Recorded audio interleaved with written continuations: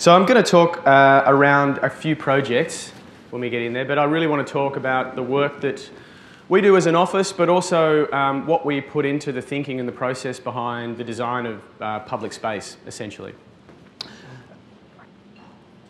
So who are we? We're a design office. We've got about 100 people spread between Melbourne, Shanghai, Adelaide and Sydney. I work primarily in the Sydney studio. There's about 35 of us. And our sweet spot is essentially designing public spaces and hopefully active public spaces. We do a whole range of other things in terms of landscape architecture, but that's really where our passions lie. And the reason for that is mainly because you get to see how your work is used daily by people in ways that really you had no idea that was possible. So there's a few slides that I'll read to, but mainly I'm just going to talk off the cuff. There's a few slides here, and I'm going to go quickly through a lot of them, so I'll see how it's paced. But the thing I want to talk about is something we really discuss a lot in the office, is this idea of human-centred design. We talk a lot about placemaking. Tonight I'll talk about governance, which is a key thing in terms of design and management, so it's the life beyond the project. And this idea about social infrastructure, what that is and what it can bring. So placemaking, I don't know how many people use this term or have heard it, but essentially it's kind of a maligned term in some ways. It's been really used to create we think, a sort of a new profession. We think that great design of public spaces is actually making places and placemaking by default. But essentially this definition here is about the approach to planning, design, management of public places, and the ambition is obviously to create memorable spaces that promote health and well-being, and hopefully you'll see some of that. So for us, it's really about designing projects that bring people together in a range of different ways. And I'll talk to a little project here. This is a Nimble project. We did this for the City of Sydney as part of the By George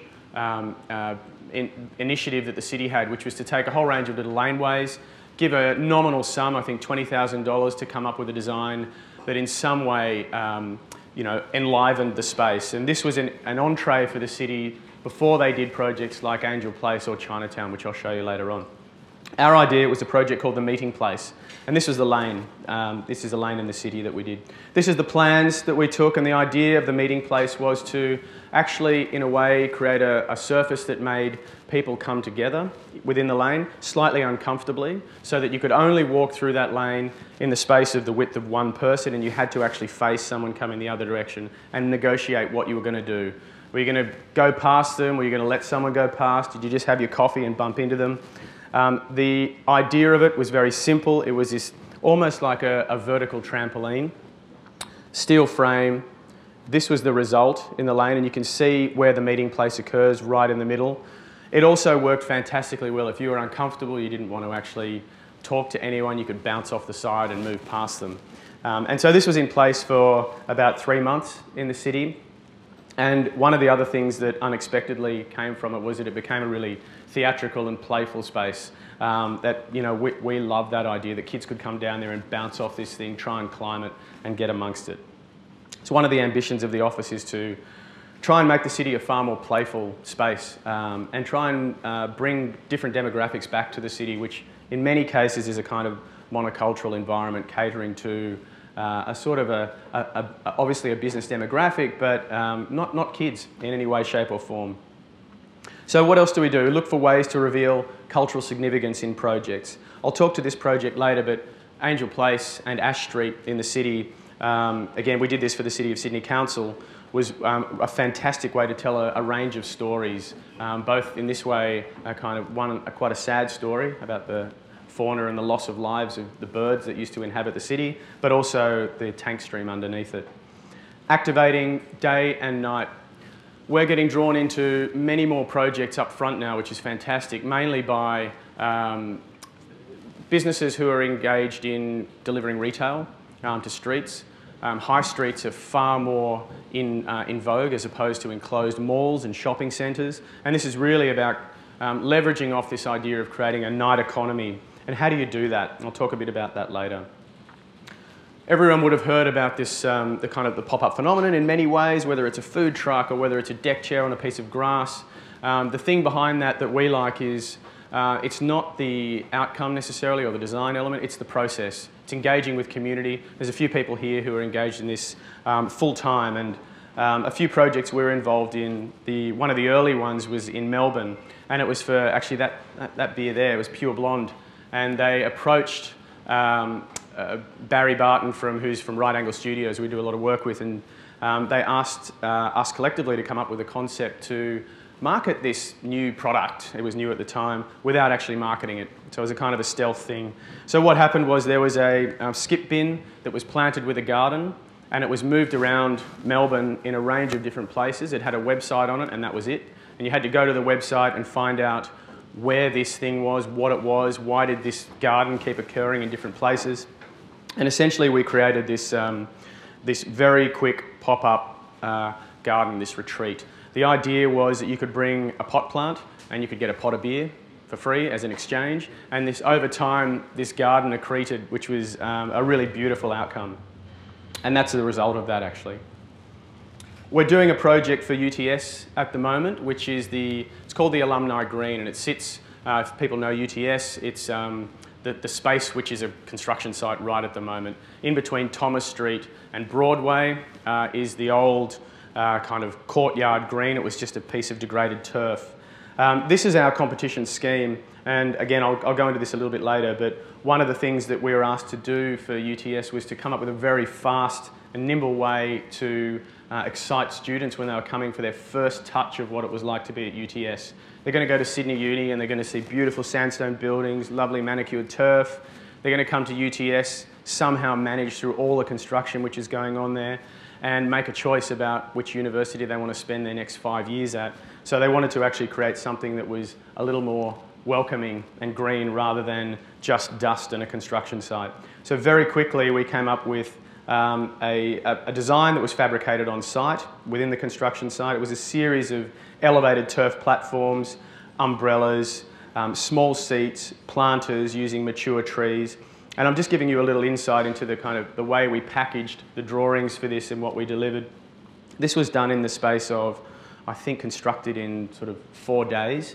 It was very, very fast, and it was only there on site for, I think, 3 weeks. It was a budget of about, I think, $25,000, and a lot of this stuff has been reused elsewhere in UTS, which is great. You can start to see the ground plane of the real work that we're doing, which is down through here, but these elements here constructed on site. The very quick way of actually creating a place which feels a little bit more friendly and fine-grained. So what about this thing, human-centered design? We define it as design that recognises the basic needs that we all have: safety, comfort, health, equality, engagement, and as listed here, the way we respond to those, if we do it very well, ideally we'll uplift the quality of the shared spaces that we all inhabit.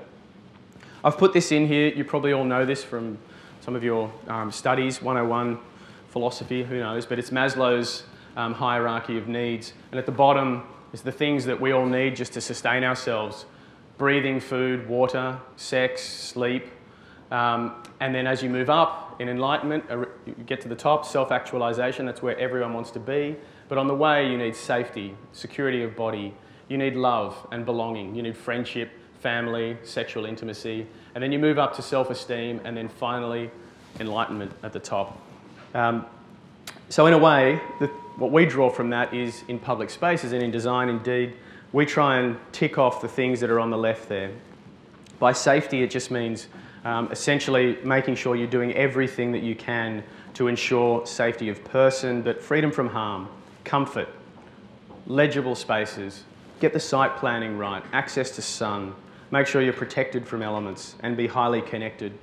Health, create a place that's good for people, harnessing nature again, and also things, if you're dealing with retail, making sure that all of that is aligned to the same strategy. Engagement. The little image there, some of you may have seen, it was done by big architects out of Copenhagen in Times Square. It's a beautiful scheme that basically created a little plinth that you touch, and it resonated in the sculpture behind here, the beat of your heart. I think as you touched hands with other people, that beat resonated and got stronger. It's just a really lovely idea of how to engage people in a piece of design in public.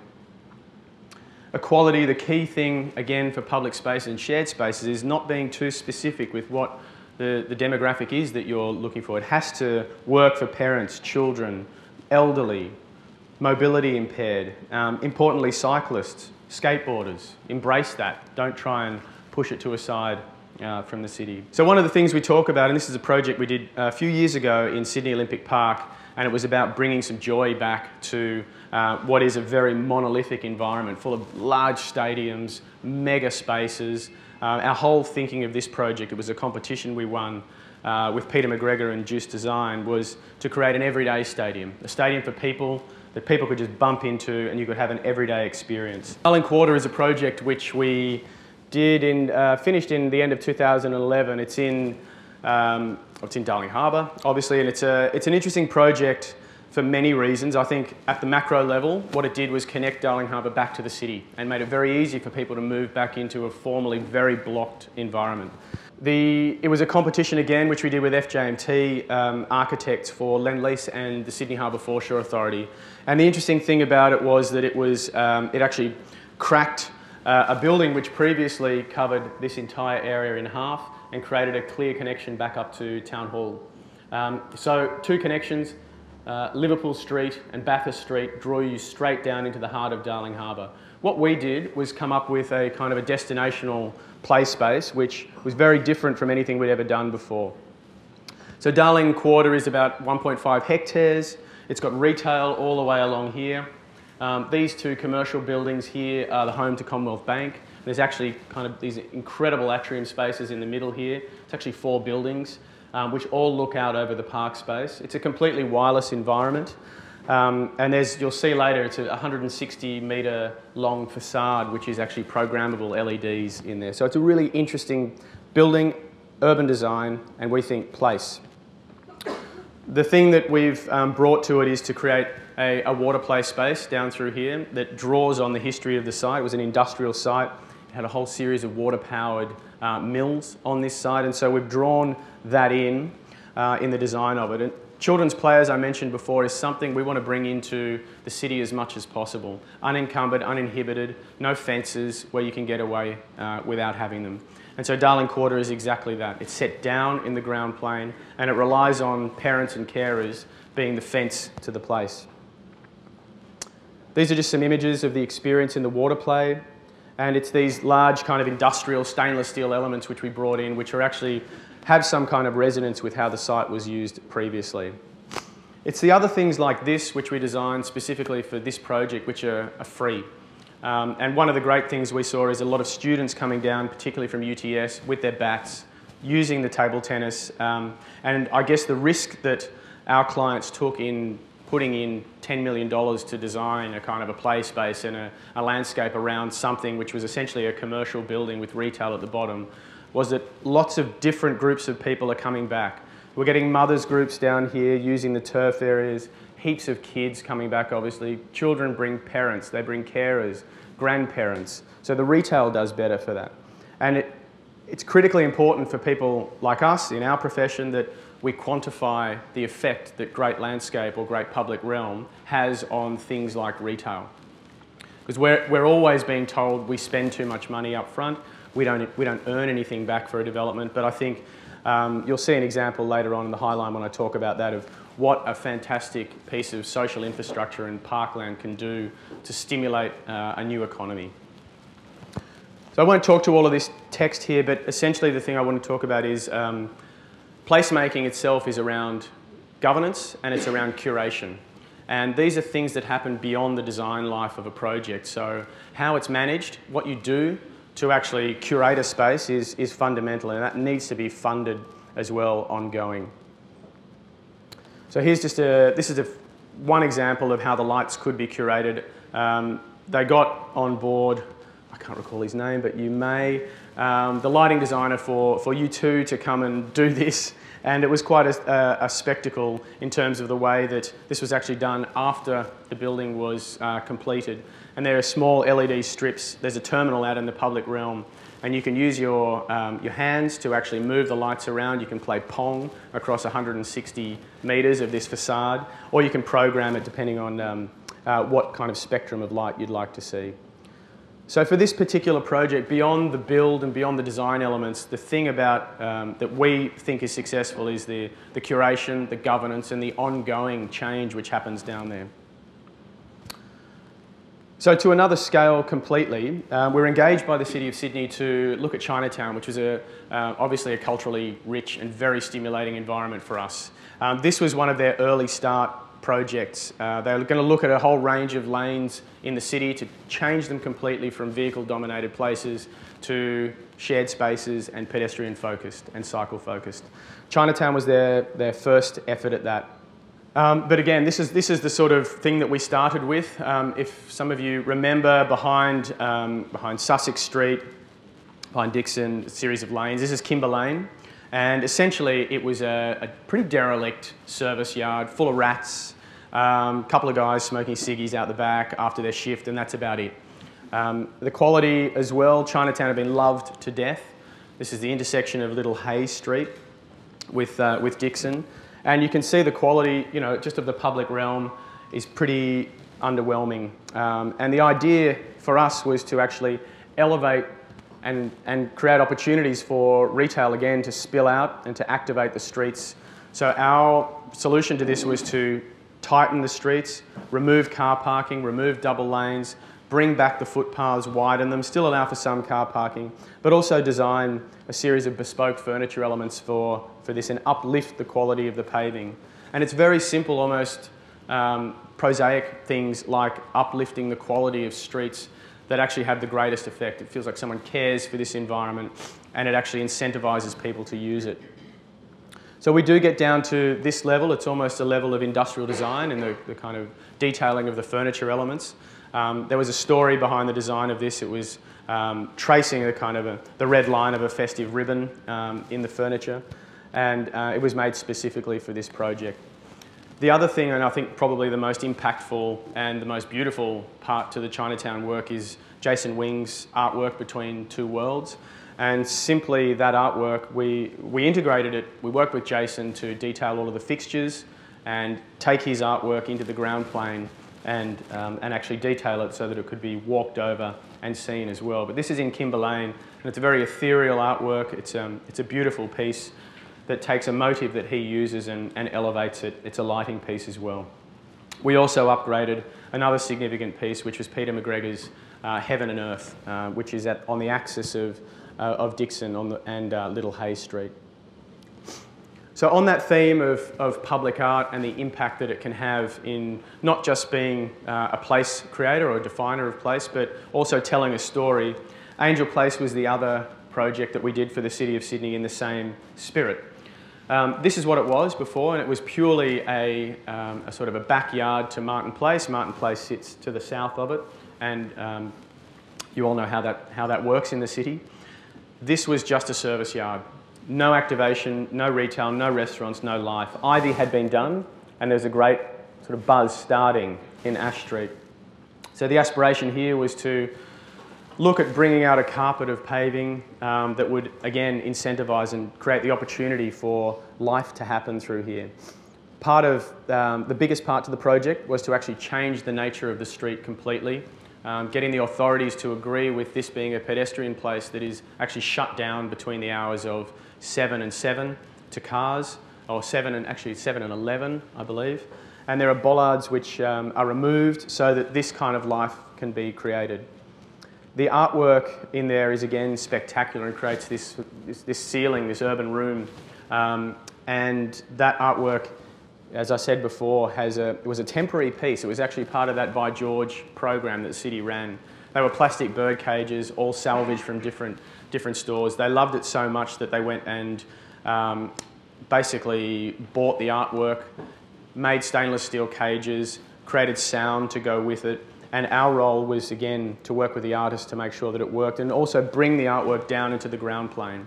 So it's called Forgotten Songs, and there's a story there. It actually lists all of the birds whose songs and sounds have been removed from the city over time because they no longer exist in this environment. So you can go through this, quite a sad story, I guess, but it's an interesting one to reflect on. And that artwork is from Michael Hill. It's quite fantastic. So to a contemporary project we're working on at the moment, and this has captured a lot of people's imagination. The goods line is in Ultimo. And for those who don't know the area, don't have much experience in Ultimo, it's been really probably unloved in many ways. It's Harris Street at this part of Ultimo is a fairly underwhelming environment, vehicle dominated, but it has this incredible mix of institutions along its length. It's got the ABC, it's got the Powerhouse Museum, it's got UTS as an urban campus, it's got TAFE, it's got new headquarters for Transgrid, not that that's as special as those, but there is a life which is there, and it's latent. The key ones are the cultural ones, and of course you can see in this image the new UTS Business School, again designed by Frank Gehry, which is almost complete, which sits along this line. So we talk about the goods line as being Ultimo's new spine. So it was an 1854 rail line. It was a conduit for trade, now reinterpreted to carry the precious cargo of a thriving neighbourhood, culture, creativity and community. So apparently there's more startups in Ultimo than there is anywhere else in Sydney, and that's a legacy of having low rents, good spaces, access to the city, and that character, we are very conscious that a project like the High Line, which I'm going to talk to for a moment, has been, for all the great things that it's done, and it is a brilliant project, has had a massive impact in terms of gentrifying the area that it's in. Rents have gone up. This is a great thing for some people, not so great for maybe the creative industries, and we're very conscious to try and at least be mindful of that process with the goods line to see what we can do to kind of keep the grunge, keep the, some elements of what's existing. But the High Line has been talked about in comparison to our project quite a lot. They're both elevated rail lines. They're both about circulation. They both connect areas. The High Line, though, is very different. One, it's a sort of $150 million project, where ours is sort of 10. Two, it's a respite. You move up onto the High Line and to get away from the hustle and bustle of the city. Whereas the goods line is doing everything it can to actually engage in the buildings that are around it and to create environments that promote activation, promote curation and participation. That's at the centre of the project. But what's interesting about the High Line that people probably don't know is that the government created a special district, and they changed the zoning to allow for more height around there. More height brings obviously more yield for developers. That yield was captured and brought back to the project to allow it to be built, which is an incredible legacy for Manhattan. So as it says here, lots of new opportunities for residential, commercial, and also, you know, they are quite sophisticated in the way they absorbed affordable housing into the project. The maintenance budget is absolutely astronomical. There's 10 people that garden this place full time, and it is a superb example of an urban park. So as it says here, since the rezoning of this and since the establishment of the park, over 1,000 new housing units have been built, affordable units, 500,000 square feet of commercial has happened. So it's just basically gained this incredible energy around the place. Clearly, there's been a boost to property values, which is great for some people, probably alienates others. And indeed, the founder of the High Line, Robert Hammond, came out here, I think, earlier in the year. And we were lucky enough to have him talk to us about the project. And we went and talked at a conference in Melbourne together. He can't afford to live in the area anymore. It's actually alienated him. So these are both the benefits. I mean, it's great for us to say to clients who do not believe in investing in the public realm that it can have a quantifiable return on investment for you. Have a look at this project. The data is all there. But again, it has these impacts. Crime has dropped down, more people. It's cheek by jowl. If you go there in summer, it's incredibly hard to even move around. It's such a successful project. And it's also brought with it a new cultural anchor. So the Whitney Museum is soon to be open nearby. And all of this has been around the gravity that the project has pulled. So to the goods line.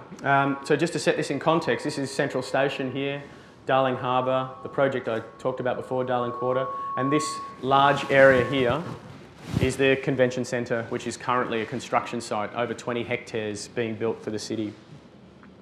So the goods line itself is a 500 metre long by about 20 metre wide space.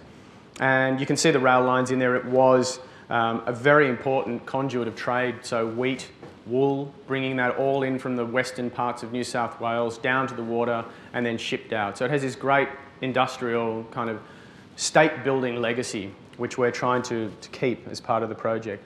The other thing that it's got is the asset of these incredible fig trees on one side, and there's a level change here from about this level down 4 metres to Darling Drive.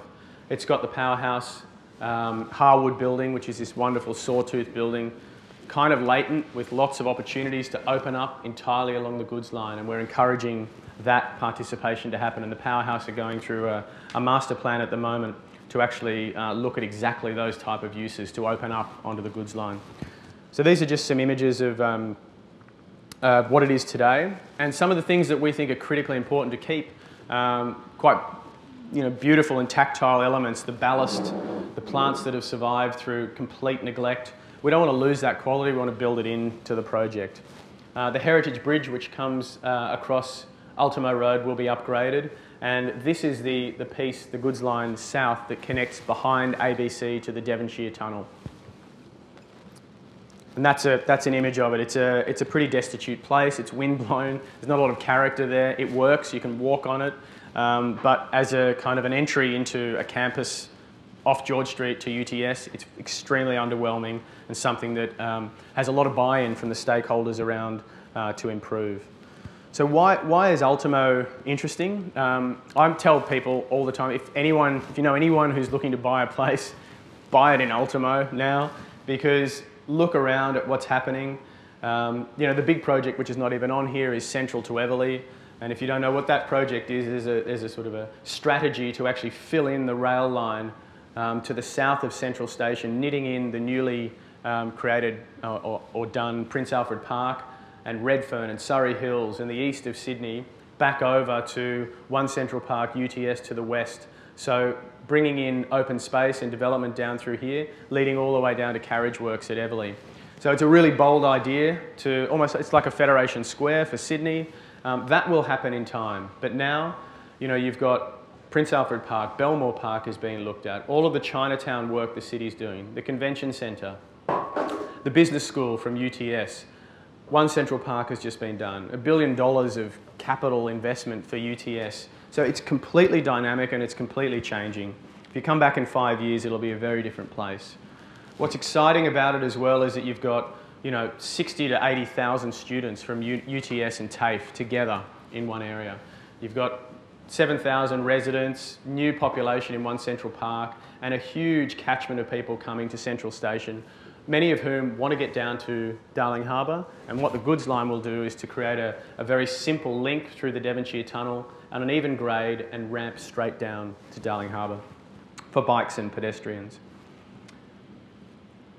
I won't talk to these. These are more strategic ideas about the eventual link. The great picture is to take a line from the carriage works at Everleigh to enable people to actually come along the rail line to Mortuary Station as a little hub, which we see as being something to be loved and energised. It's a fantastic sandstone building looking just dormitory at the moment. So any ideas for that, go for it. And then you come down in the cut, you come underneath George Street, you pop out on the southern part of the goods line, and then essentially you're down to Darling Harbour. That's the strategic pitch.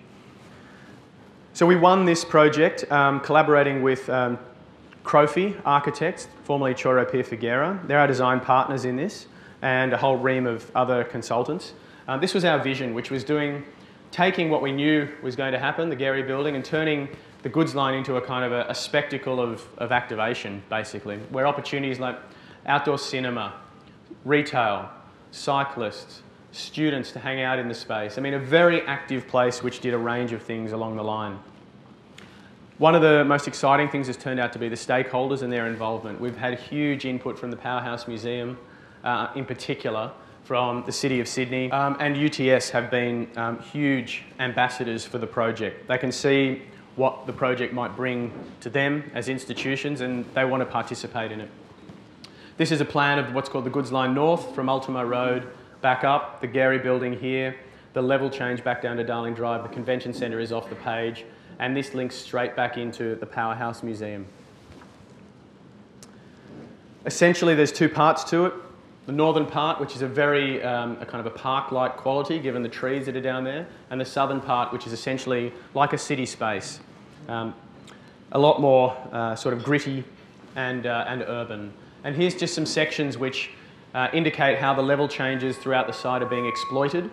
We're trying to take every advantage that we can to create places for people. So amphitheatres where there's level changes, where people can sit and use the space to look back out and gather.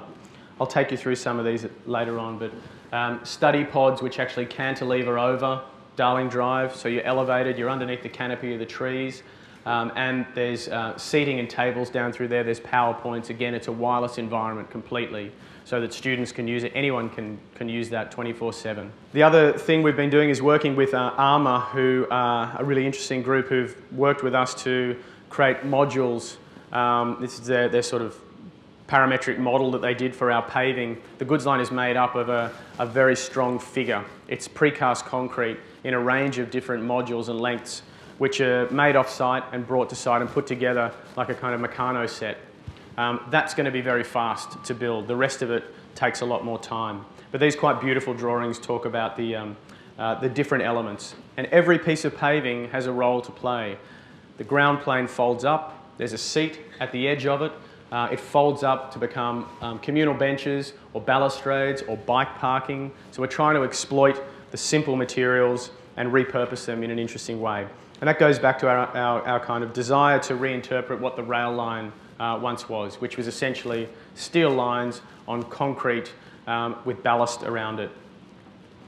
So some of the visualizations, this is looking north to the Powerhouse, past the Gary building. It's what we call Business School Square down through here, and the study pods actually cantilevering over above Darling Drive. Very simple places in sun, turf, table tennis, exercise, children's play. All of these things are able to be aligned as we move further to the north. So just some very quick images. Mary Ann Street, ideally, this was where we took a few liberties and extended our boundary. This is an idea of creating a kind of a theatre set outside of the boundary on City of Sydney land, in between the Powerhouse Museum and the new business school. The levels give us opportunities to exploit that. And the Transformer, which is a really beautiful little building, which we've conceived of as being small kind of retail and toilets to one side, but then a completely open program for the other side. Anyone, we can have an event like this there. It's been designed to have a sort of a stainless steel skin around the outside. It's a large curtains which can be closed. It has a weather protected roof. And the idea is that, at least in the first year, Powerhouse Museum, City of Sydney, curate this and create a series of events that happen on the line. But we see it as a public room for talks and the like. So to the south, lots of opportunities for upgrades for this area. There's a very inactive car park on one side. There's a pretty brutal series of buildings, the ABC being the main one, on the other side, and UTS. There's a relentless ground plane, which is formless, but it works as a connection back down into Chinatown. So the idea for it really is to build up on everything on the ground plane, to layer a series of moves. And you can see here, this is a kind of an exploded axonometric of what we're trying to do. I'll talk to the images, but every surface has been treated in the design of the south. This is a good kind of composite image which shows you that a bit like One Central Park, which we've just been working on across the road to do all of the vertical greening, we'd like to bring that technology and those lessons learned to the car park here. And this is the hotel, very enthusiastic about that. There's a series of what we call Klingons, which are little pod spaces which attach to that car park and allow people to get a different perspective, an elevated perspective, to look back down the line and to utilise, you know, these little sub-park spaces. Down along the edges, mainly bringing greenery in, small bars and retail opportunities. There are buildings that have already happened. Transgrid has happened here. There are new cafes that are starting up. The stage which we're proposing is really at the end of Thomas Street. The idea of that is to leverage the ABC's cultural content and bring them out, create a place for events, bands, whatever it is, from Double J through to city talks. There's a new stage, an amphitheatre that's set up here in this case. These are the pods which are elevated on top of the... The great thing about the project as well, again going back to that life beyond design, is that two things are happening. The 2020 vision is actually an organisation which is advocating for, simple message, 20% more green space by the year 2020 in our cities. They've partnered with UTS, the Institute for Sustainable Futures, and they're going to track what this project does. Like the High Line, they're going to start early, and they're going to look at the economic data from the cafes around. They're going to look at the ecological data, the bees, the bugs, the greenery that's on the site now, as opposed to 5 years. They're also going to look at the social data. Who's in the space? What are they doing? And then what are they going to be doing in 5 years? And how many people are going to be there? And that kind of data is critical for us to use and anyone to use to advocate for the benefits of public space and social infrastructure. So we'll have that quantitative data and we'll be able to use it. So it's beyond the kind of maintenance, bins, cleaning. It's really about how you then use that funding in the future life of the project to create life. We talk about it as future-proofing, and this kind of project, like the High Line again, should be thought of as a cultural building, not a piece of open space, where a cultural building has a curator, it has an ongoing budget to manage it, to clean it, but also to create events for the life of that building. And we see this space in the same way. We created a governance framework, and working with Right Angle Studios and others, we've plotted out a year calendar for what can happen along the line. We looked at models internationally, Bryant Park in New York, the High Line again. We looked at Brooklyn Bridge Park. We even looked closer at home. We looked at events like MOFO down in Tasmania to look at how these things are governed and how they're funded and what they do. We've come up with a model where this project is actually going to engage a full-time curator for the project. It's going to be funded. Sitting around that curator will be a brains trust of different people, some in finance, some who have connections to great cultural content in Sydney, and they will be advisors to what should happen through the life of this project. We're also setting up a strategy where things can happen that are fast. So you don't have to go through reams of red tape through the City of Sydney or through the Sydney Harbour Foreshore Authority to get approval for something to happen like a street party or a block party. This governance strategy will actually enable that to happen very quickly and be funded very easily. So the key is obviously to allow generous budget for that. Don't just build it and set and forget. I'm conscious of time. I'm going to go very quickly through this one, but the Alumni Green is it's the final project here. And it's the one, we won this in a design competition for UTS. It was an international competition. We pitched it in a very simple way. UTS has a master plan which talks about it becoming a sticky campus. And by that it means they want people to stay there, not just go to class and go back out. There's no there at UTS in a way, and so they're conscious the Alumni Green should be that collective social space. So our approach on it was simple. Create a heart in the middle, create a really beautiful detailed and tactile place, the garden, and create a place for spectacle on the green. Simple diagram, simple party diagram that we kept going back to. This is an example of our competition pages. This is page 1, and this is building 1 down through here. The new Thomas Street building, which Durback Block Jaggers and BBN are doing, which is turning out to be a very beautiful building. And the green itself with the garden to the right. And the other page, which just gives an indication of the nature of what we'd hope to bring to it. That's another animation which isn't going to work, which is fine. And that was the previous site. Some of you have been there. Just a dusty paddock, essentially. So I'll fly through some of the images and some of the ways that I think that we approached this idea of creating stickiness within the design of it was to treat every single surface as an opportunity for people to inhabit and to encourage that through either new stairs back up into buildings, which again was extending our brief, and elevating the green. Underneath the green is UTS's new library, and on the other side of it is the Thomas Street building, which is a building for science, teaching and research. So essentially this is a roof garden sitting on top one of their greatest assets, which is the university's library. The edges, the way we've modelled those is to try and create a series of couches, lounges and places for people to inhabit in either groups or individuals. And these are the things that I think resonated with the jury and we've been able to keep through the scheme. So any level change obviously allows for soil for us to do what we need to do, but exploits the edge for a place for social occupation. Little ideas of pods where external seminars could be held. This idea is still to be realised, but the idea that in the garden you can have a seminar or play video games or whatever it is with screens throughout there. The green itself, again, it's the size of nearly an Olympic pool, the entire site. So it'll be a large overlay onto a formerly barren place. And this is where we are at the moment. This is the site probably several months ago. They're moving very quickly. And this is the first part of it which has been installed already. And you can see from the original scheme, the idea of the pods, the seating around, table tennis in here, and the garden starting to take shape. Landscape needs years to fulfill its potential, so those trees need to grow and become the kind of canopy and the intimate space that we want it to be. That's it from me. Thank you. Thanks for listening. Thanks.